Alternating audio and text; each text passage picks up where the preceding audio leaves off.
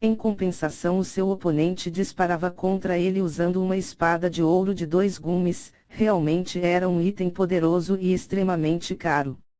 Seu olhar de total fúria ao ver o rosto indiferente de Kuigia para ele, que o fez juntar todas as suas forças e disparar tudo em um só golpe. Trazendo sua espada em um arco vertical, ele almejava a cabeça de seu oponente, que permaneceu com seu olhar indiferente. A surpresa passou no rosto da multidão na grande arena, ele queria se matar. Um suicida. Ele realmente não vai defender do ataque.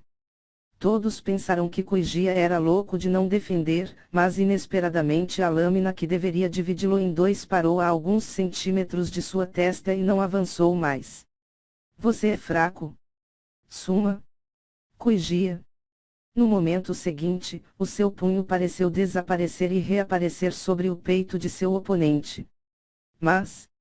o que? Disse ele, desmaiando no chão devido ao pesado golpe.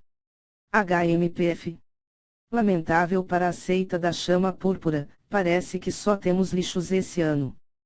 Parece que a mesma história dos anos anteriores se repetirá. Kang Pen falou enquanto lançava um sorriso irônico para Tiamal. A seita da chama púrpura era realmente uma das 3 seitas mais poderosas do continente, mas isso era devido à força de seu patriarca e de seus antigos grão-anciãos, mas eles possuíam uma grande carência de pessoas no Dao do Espírito, por isso a seita dos 1000 venenos tentou atacar o recrutamento de novos discípulos. Eles queriam debilitar ainda mais a seita da chama púrpura, os privando de conseguir novos talentos, mas graças a Li Shang seus planos foram completamente frustrados. Em outro lugar da grande arena, Lian Mei lutava com seu oponente, que não era realmente um desafio.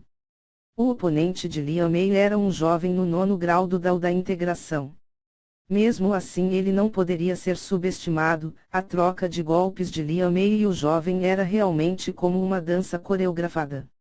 Seus ataques faziam o chão sob seus pés tremer e ventos poderosos se formavam ao encontro de suas armas, mas no fim, Lian Mei ainda tinha uma mão superior.